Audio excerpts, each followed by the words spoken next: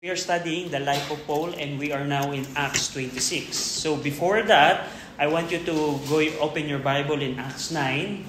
Let's open again Acts chapter 9, wherein we will see the commission of the Lord to Paul or to Saul. In Acts 9 verse 15, but the Lord said unto him, to Ananias, go thy way, for he is a chosen vessel unto me to bear my name before the Gentiles and kings and the children of Israel. I want you to notice yung commission ng Panginoon. Sige po ka. Yung commission ng Panginoon to this is the Lord Jesus Christ speaking to Ananias, wherein dinidescribe dito ng Panginoon kung paano si Paul will bear the name of Christ unto the Gentiles, unto the children of Israel, and unto the kings. So I want you to remember the third group of people na binanggit dito ng Panginoon where Paul will testify sa mga hari. And yan yung part, we are now in part of the life of Paul wherein Paul fulfilled this commission. So in Acts, open your Bible in Acts 23. In Acts 22, we see there where kung saan si Pablo testify to the Jewish people. In Acts 23, Paul appeared before the Sanhedrin. So, by question, what is Sanhedrin? Ano yung Sanhedrin? Ano yung Sanhedrin, by the way? Ano yung function niya? What is the function of the Sanhedrin and role to the society, to the Jewish society? What is Sanhedrin, by the way, or the council? Yes, William. They're the law, the Jewish body of lawgivers. So they are the political body that Rome allowed to have in Jerusalem or in Judea on Israel. So dito, this is the first time in the later part of the life of Paul where Paul testified before kings. So kings doon, hindi lamang itong mga hari but also the rulers. And in Acts 24, we see in Acts 24, Paul appeared to Felix. Felix is the former governor of Judea. And in Acts 25, Paul appeared to Festus, the new governor. And in Acts 25 verse 13, we see here another character named Agrippa. This is one of the Herodians. So, sa Judea or sa Israel, sa Judea, there are three political groups that exist. Una, yung Rome, ito yung pinakamakapangyarihan. Ito yung pinuno na, ito yung nag-appoint sa Governor Felix and Governor Festus, the Rome. The second one is the Herodians. So ito yung, remember Herod the Great, nung panahon ng Panginoong Kristo. At yung kanyang throne, yung kanyang kingdom ay nagpatuloy. And lastly, the Sanhedrin that we just discussed. So here, King Agrippa is one of the Herodians. And in Acts 25, in our previous study, King Agrippa showed interest to hear the case of Paul. So we stop in Acts 25 wherein we introduce King Agrippa. And sino yung sister niya? Who is the sister of King Agrippa, the Jewish princess? Bernice.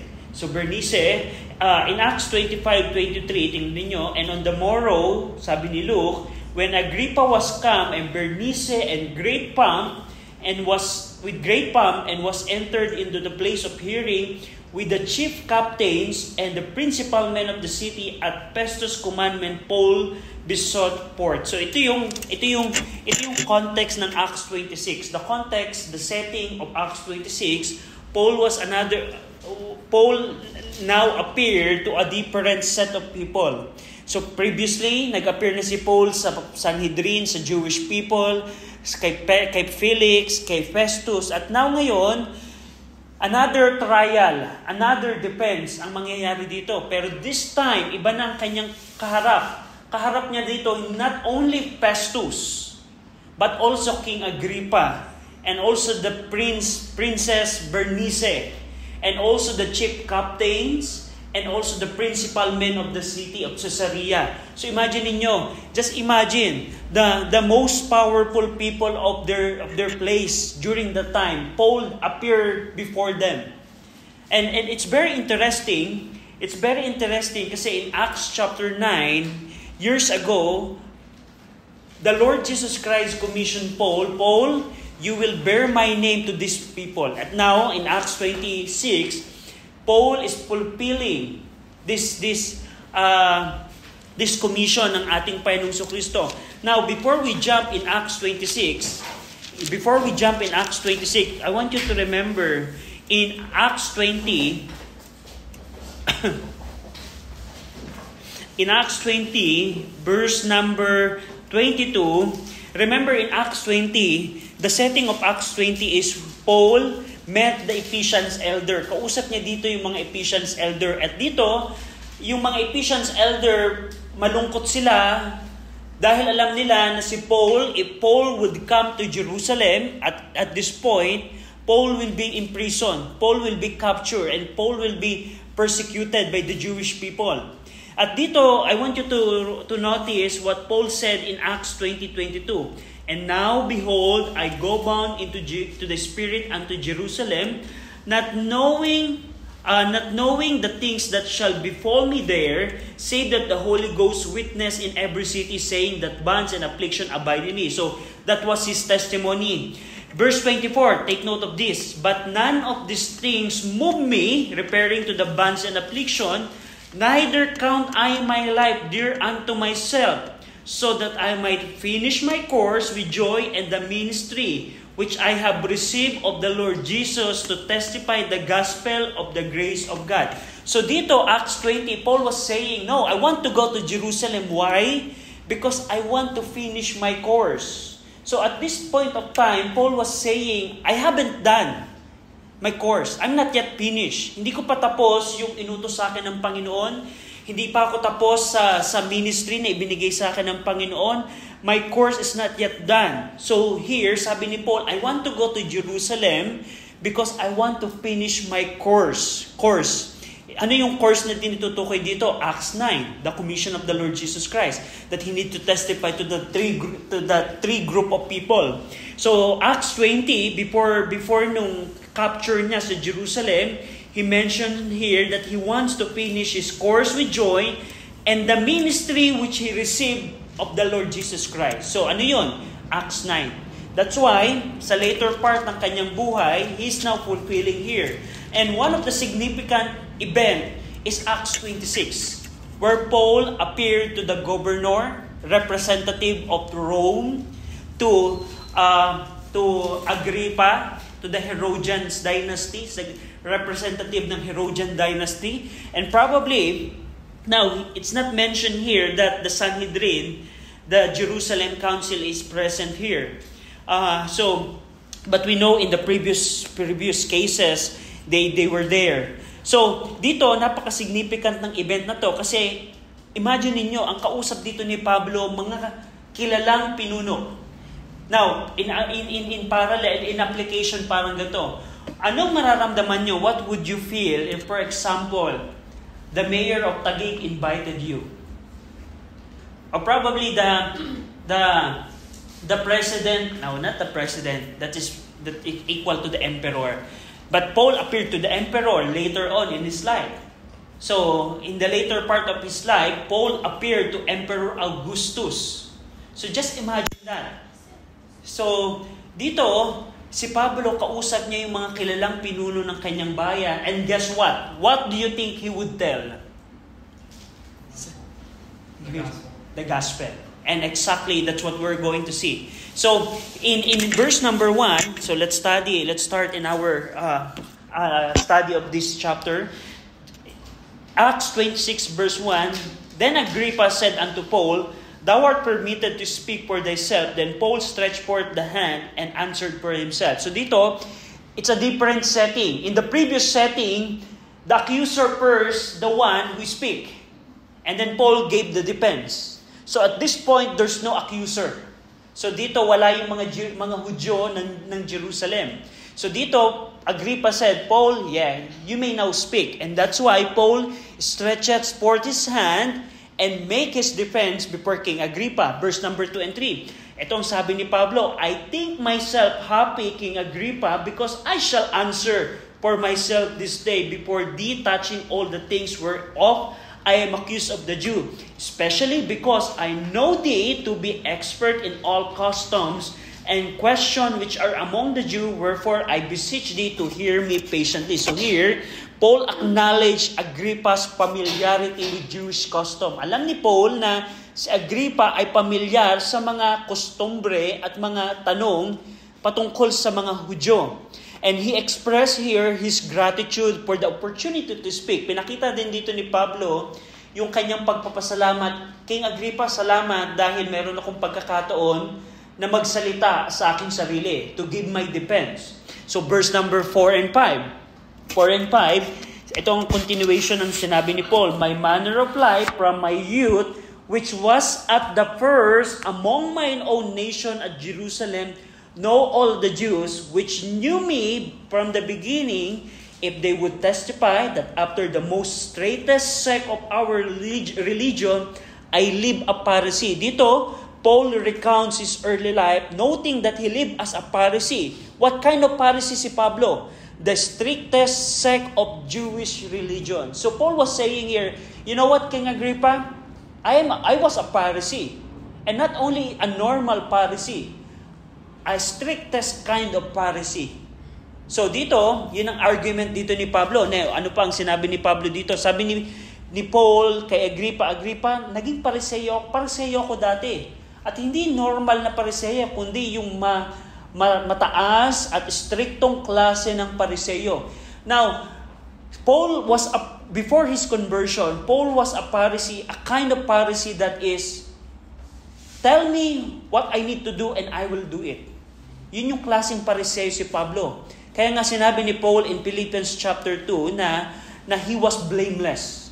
Touching the law, pertaining to the law of Moses, he was blameless. Meaning, wala kang maipupula sa kanya. He obeyed the law perfectly. Strictest kind of Pharisee. Yun ang sinabi niya kay King Agrippa. That's what he mentioned to King Agrippa. Now, verse 6 to 8. After that, and now, Paul was talking to Agrippa, I stand and am judged for the hope of the promise made of God unto fathers, unto which promise our 12 tribes, instantly serving God day and night, hope to come, for which hope's sake, King Agrippa, I am accused of the Jews. Why should it be thought a thing incredible with you that God should raise the dead? So dito, Paul explained that he is being judged for the hope of the promise made by God to their fathers. So, what hope is that? What hope is Paul was referring to?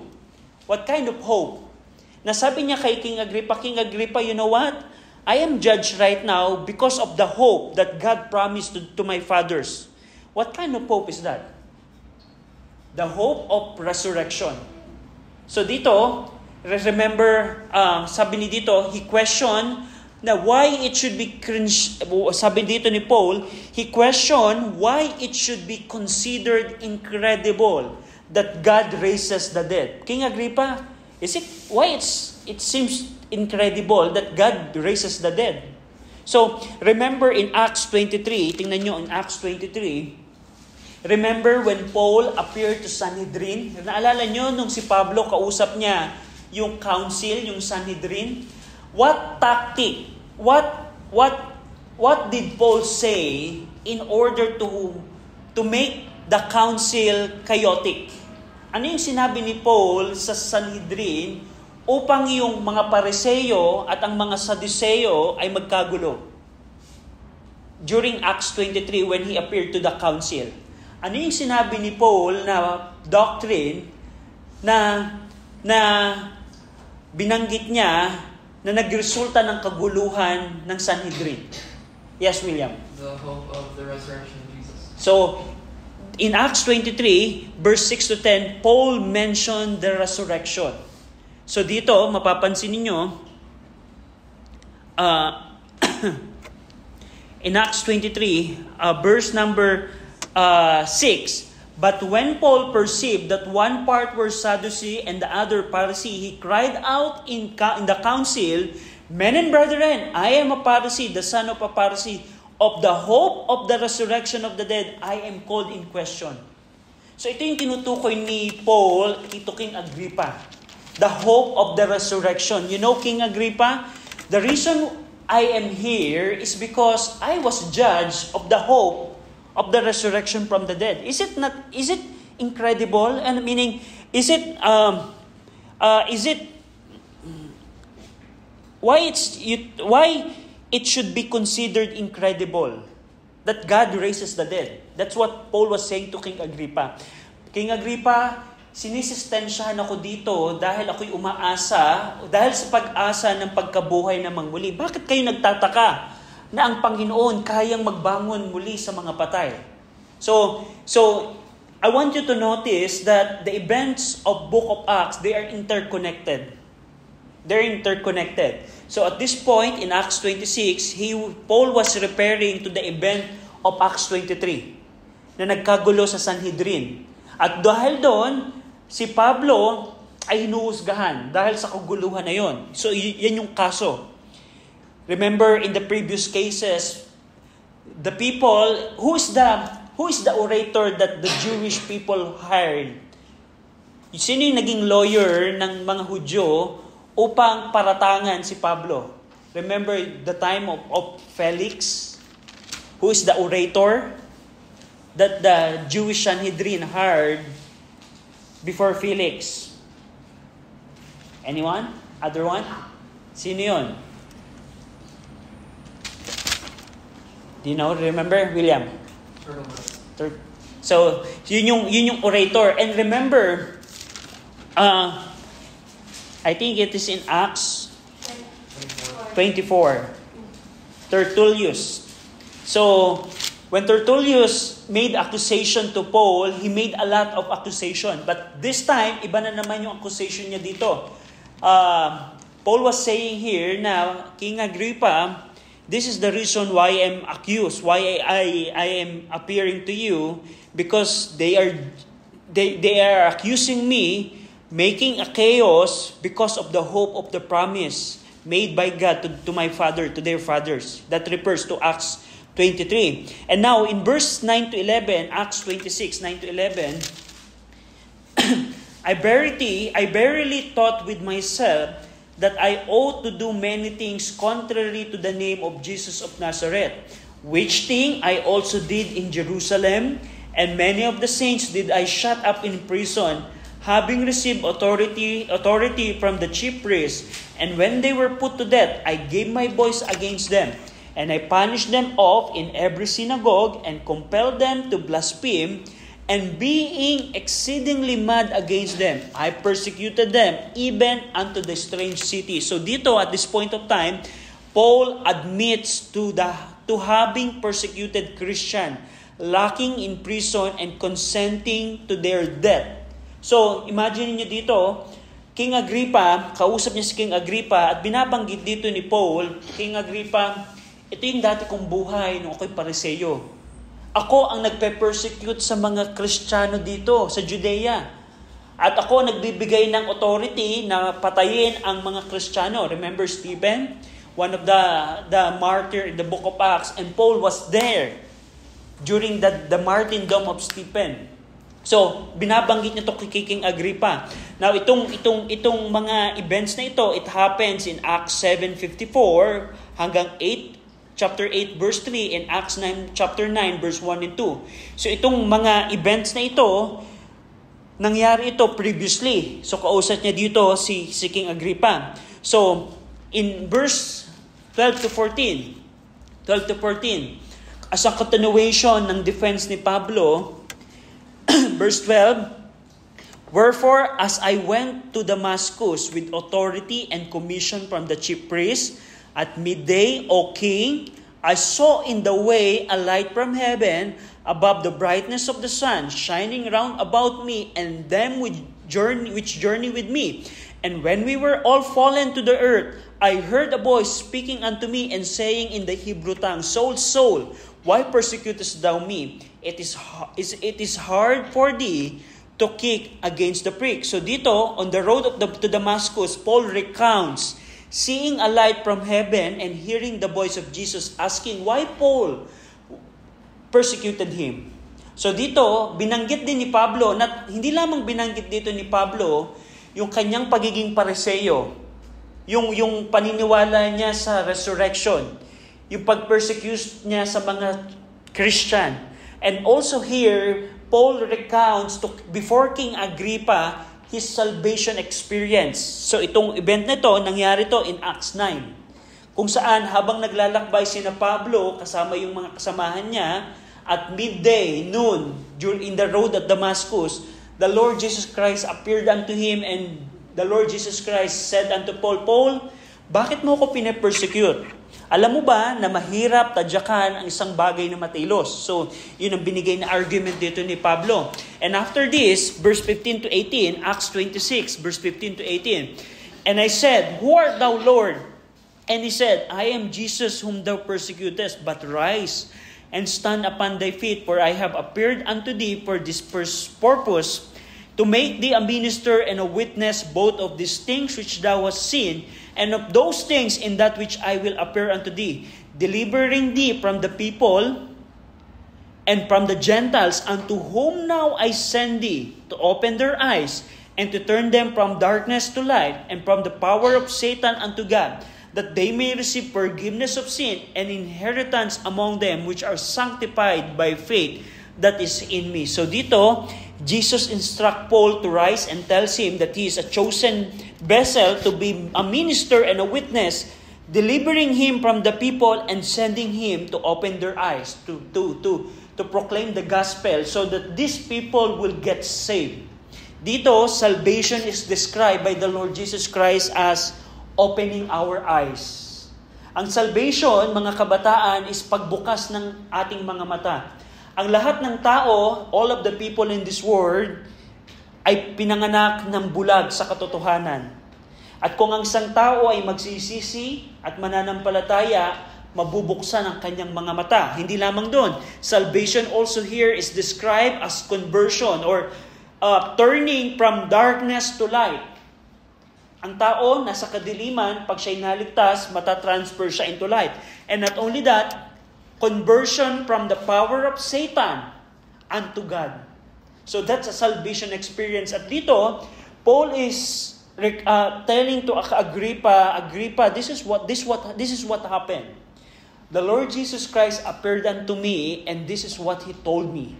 Paul, you have to go to the Gentiles, to the people, so that their eyes will be open, so that they will turn from darkness to light, so that they will turn from the power of Satan unto God, through the gospel. Through the gospel. Now, yun ang argument ni Pablo. So, una, Paul said that he was a Pharisee. He hopes in the resurrection. He persecuted the church. The Lord Jesus Christ appeared unto him. And guess what? Do you think Agrippa knows the Lord Jesus Christ? I mean, he knows in the history of the Jewish people that there's a Jew that was crucified? Yes, probably yes. Alam ni Agrippa na merong isang Hudyo na ipinako sa pamamagitan ng Pilato. Probably alam niya to by the records.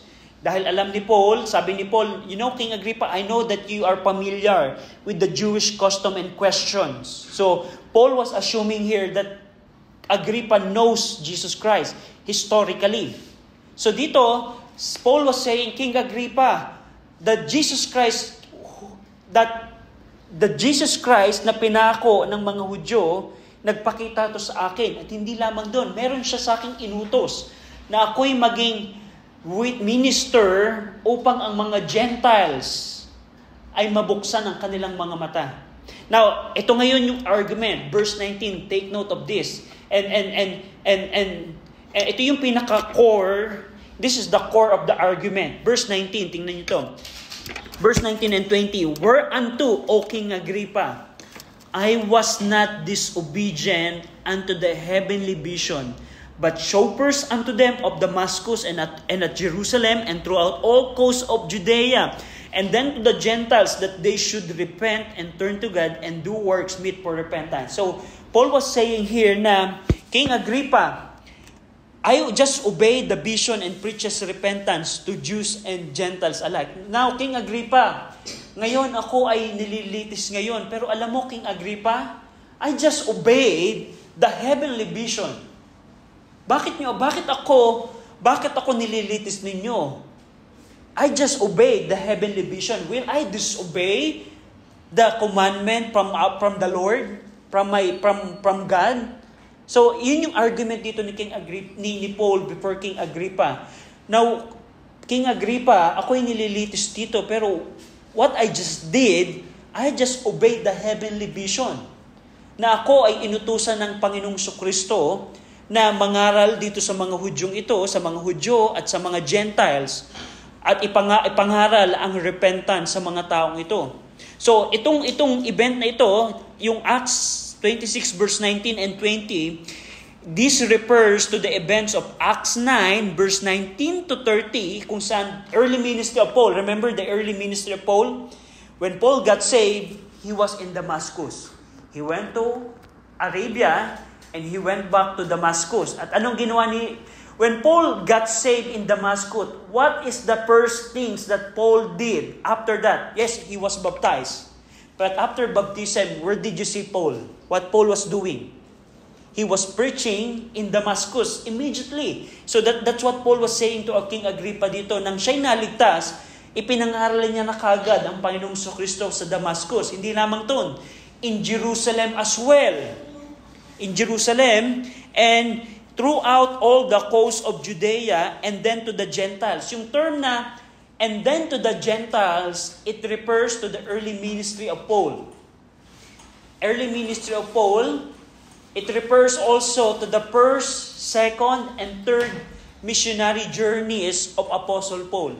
So itong event na ito, Paul summarized here his life after conversion. Dito, sinamarize dito ni Pablo before King Agrippa na, King Agrippa, itong aking naging buhay. Pagkatapos kong maligtas, sinunod ko yung utos ng Panginoong Kristo. Now, in verse 21, so let's follow the argument here. Verse 21, for this cause, dahil dito King Agrippa, because of this, the Jews caught me in the temple and went about to kill me. So King Agrippa, this what happened. I was obeying what the Lord Jesus Christ commanded me, and the Jews caught me because of this. I'm preaching the gospel. I'm proclaiming the good news, and the Jewish people caught me. Pinapangaral ko King Agrippa, sinusunod ko yung heavenly vision na aking natanggap, at dahil dito sa aking pagsunod, hinuli ako ng mga Hudyo. At kaya ngayon, nandito ako sa harapan mo, King Agrippa. Sinusunod ko lamang ang utos ng Panginoon. So it refers to the event of Acts 21. And you can see the references in the study notes to check na itong Acts 26, basically, if you master Acts 26, this is the survey of the book of Acts. Mostly of the life of Paul. So itong Acts 26, para tong summary ng book of Acts. Not totally ng book of Acts kasi merong mga part, yung time ni na Peter, time ni ng mga apostol, but most of the book of Acts is about the Apostle Paul. So parang itong Acts 26, para tong summary ng kalahati ng book of Acts. So itong event na to, it refers to Acts 21 verse 27 to 36. Now verse 22 and 23. Acts 26 verse 22 to 23.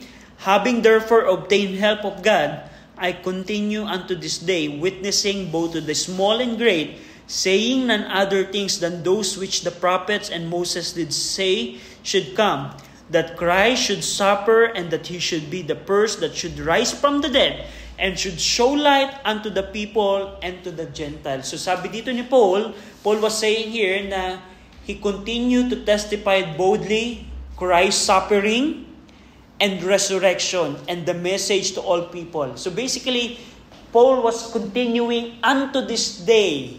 So I want you to note that phrase na after siyang mahuli ng mga Hudyo in Acts 21, after he was caught by the Jews in Acts 21, Paul was saying, up to this day, I was still preaching the gospel. So what happened during those period of time? Paul got imprisoned for 2 years in Caesarea Maritima.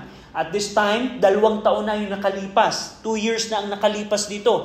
But Paul said, up to this day, even after 2 years, King Agrippa, I'm still preaching the gospel. And we can see, we can have some application of that. Na kahit anuman, whatever the circumstances na maranasan natin, we need to continue to be a witness to other people. Now, do you think, humanly speaking,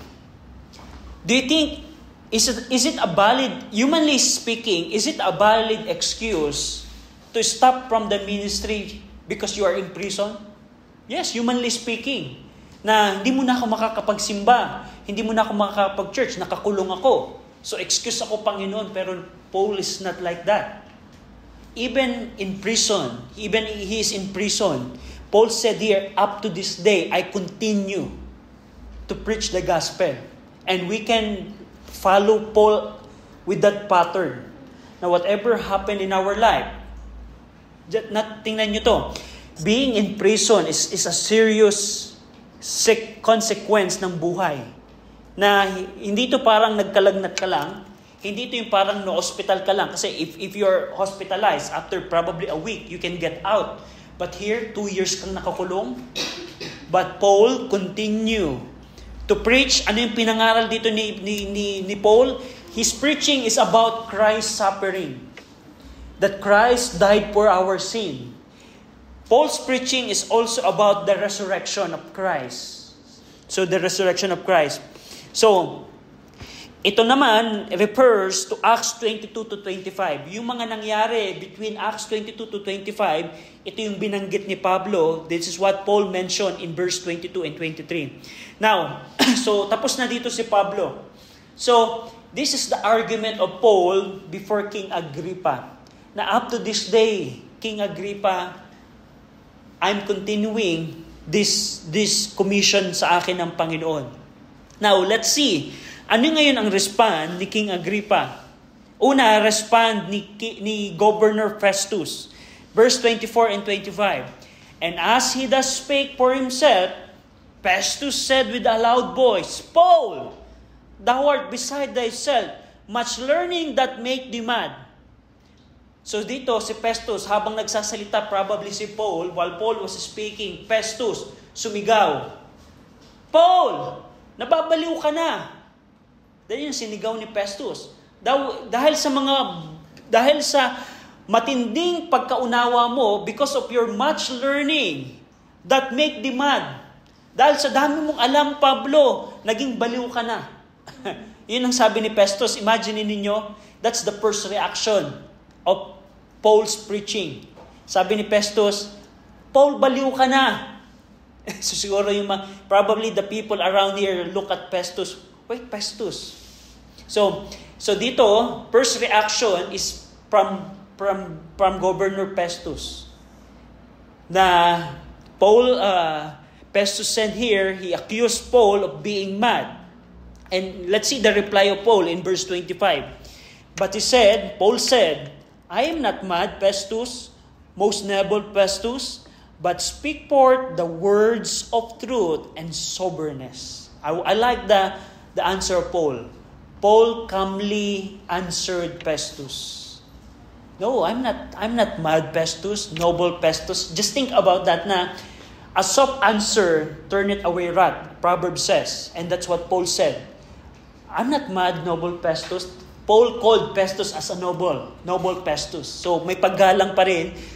Dito si Pablo, kahit sinigawan siya ni Festus na baliw ka, Pablo. Si Pablo, mahinahong nagsamagot na Festus, kagalang-galang na Festus, hindi ako baliw, hindi ako mad. Pero, ang ginagawa ko, binabanggit ko ang words of truth and soberness. I'm just speaking the word of truth and soberness. I like Paul, na whenever merong accusation before us, na halimbawa, an application, you're witnessing, and then other people, for example, shouted at you, are we going to respond like Paul? Or are we respond from our carnal flesh? So, That's something that we can apply in our life. So verse 26, for the king knoweth, as a continuation, Paul was answering Festus here. For the king knoweth of these things, before whom also I speak freely, for I am persuaded that none of these things are hidden from him. For this thing was not done in a corner. So dito, Paul was saying, Festus, you know what? King Agrippa knows what I am saying. Sinasabi dito ni Paul, Festus, King Agrippa knows the Lord Jesus Christ. King Agrippa knows how I persecuted the church. King Agrippa knows how I am a Pharisee, a strictest kind of Pharisee. So dito binabanggit ni Paul, Festus, just calm down. Alam ni King Agrippa yung mga binabanggit ko.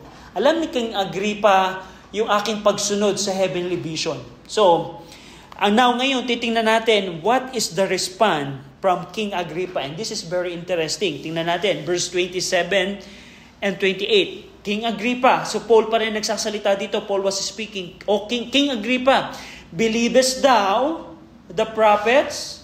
I know that thou believest. So in verse 27, when Paul said to King Agrippa, do you believe the prophets? That refers to the prophecy of verse 23. That Christ should suffer. Ano yung prophecy nun? Isaiah 53. King Agrippa knows Isaiah 53. So, yung Acts 26 verse 23, that refers to the suffering Messiah. And Paul said here, King Agrippa, I know that you know Isaiah 53. So, dito, ang question dito ni Paul to Agrippa, believest thou the prophets? King Agrippa, I know that you know the prophecy of the suffering Messiah. I know the prophecy. I know that you know that the Messiah will resurrect again, according sa book of Psalms. Now, do you believe it, King Agrippa? Because Festus here is accusing me being mad. Do you believe it, King Agrippa? I know that you believe it. Now, tingnan natin yung response dito ni King Agrippa. Verse 28, then Agrippa said unto Paul, almost thou persuadest me to be a Christian. Paul, you are so good. You almost persuaded me to be a Christian. That's the sad part. Si King Agrippa almost persuaded to get saved and to be a Christian. Almost. That's the sad thing. In an application, many people in the churches today is in this kind of status. Almost get saved. Almost get saved. Pero the sad thing is, they never come to the point where they repent and believe the Lord Jesus Christ. So I hope this thing would not happen to us. Itong katatayuan ni King Agrippa, ito ang kalalagayan ng maraming tao na even nasa simbahan. Hindi ibig sabihin nasa simbahan ka, ikaw ay ligtas na.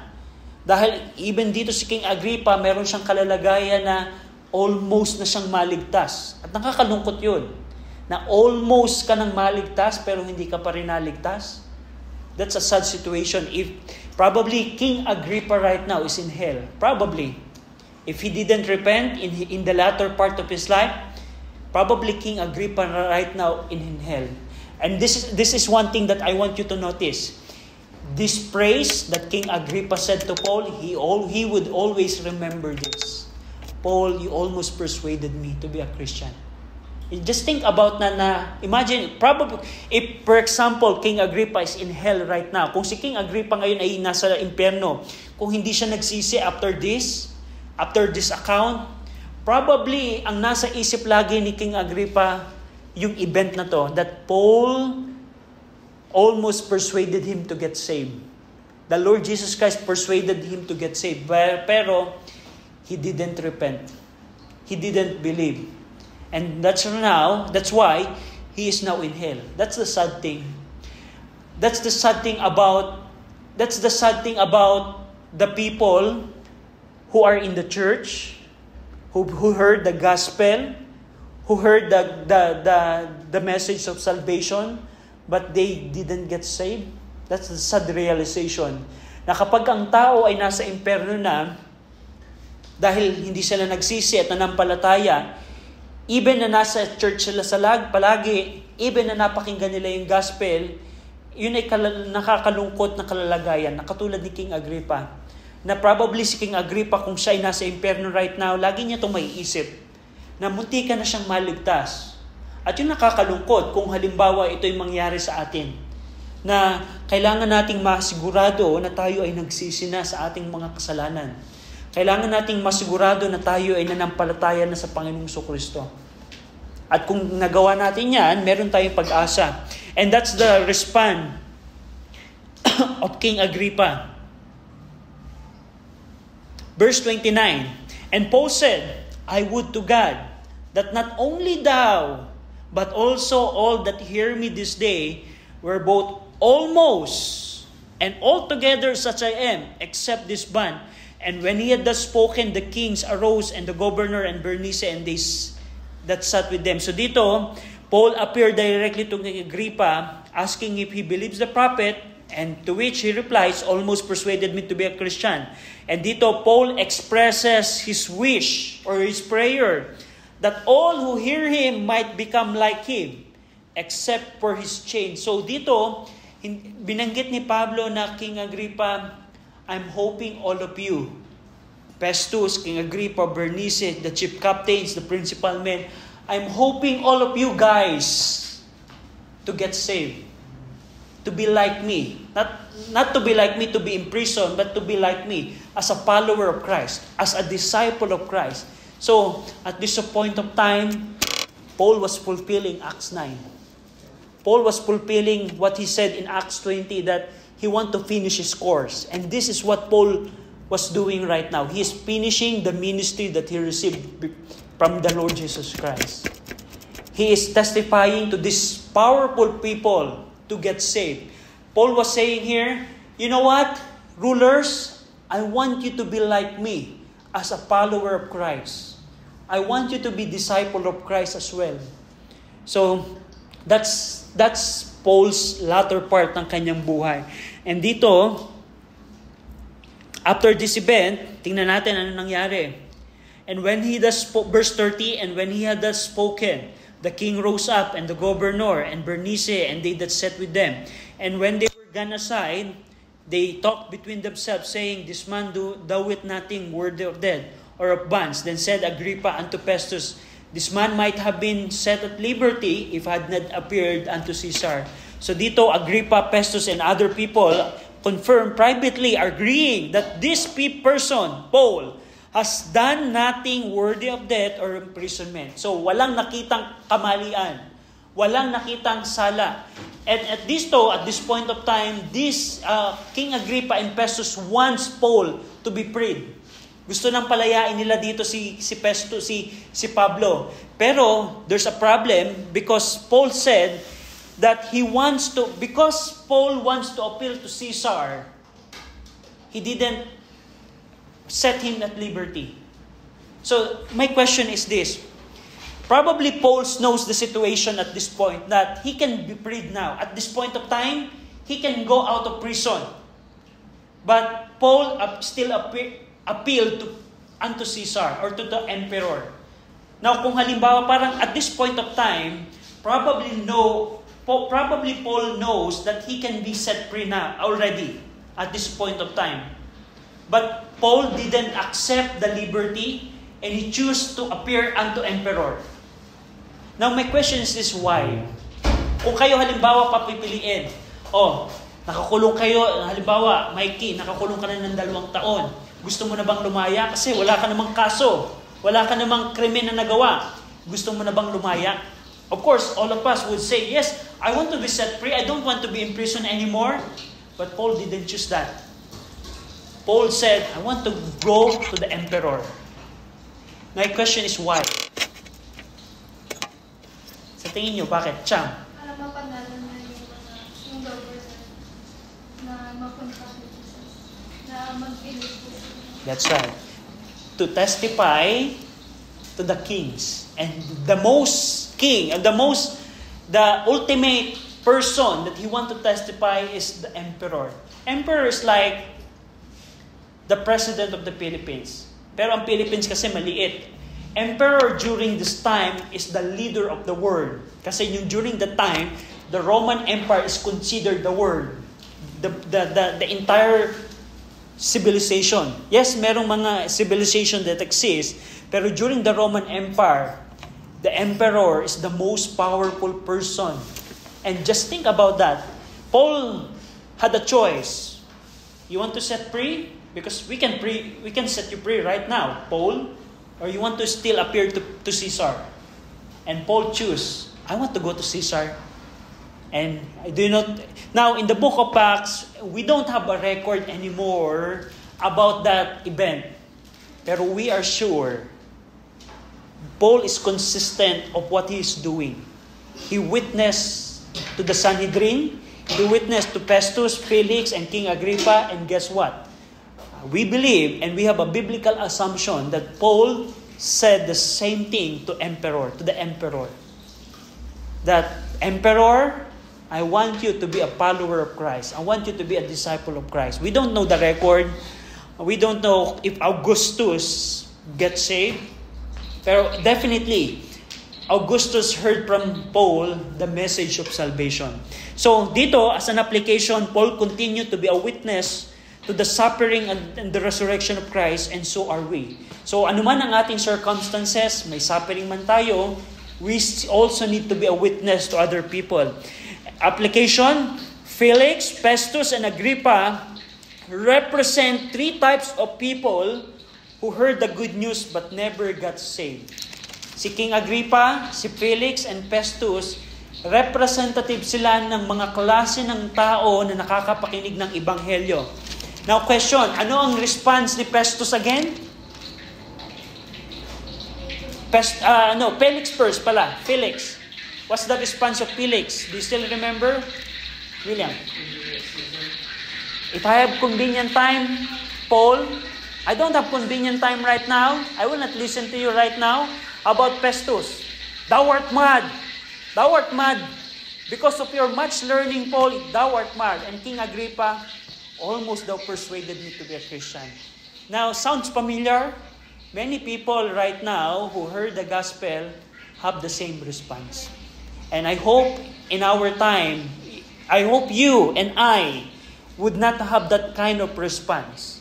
If we heard the gospel of invitation to repent and believe, we must accept it, repent, and believe. So, do you have any question? Any question? So, later part of our time, 27 and 28, ito na yung pagbiyahe ni Paul papuntang Rome. At as I mentioned a while ago, we don't have the record about his appearance. Siguro, I think it's very interesting to know what happened there. Probably, I will just ask Paul when I meet him in heaven. Paul, what happened when you meet the emperor? That's a very interesting conversation. And I will tell to Luke, why you didn't record it? Why you didn't record it in your narrative? So that's a good conversation. Any question? So, William, can you close us in prayer? Dear Lord, we thank you for giving us the book of Acts to study and how we can pattern our lives after the life of Paul, and that we're able to learn about him. We're thankful for that. Thankful for Brother RJ that is willing to teach us, and I ask that you fill him with your Holy Spirit as he preaches the morning service, and also help my dad as he preaches the afternoon. In Jesus' name.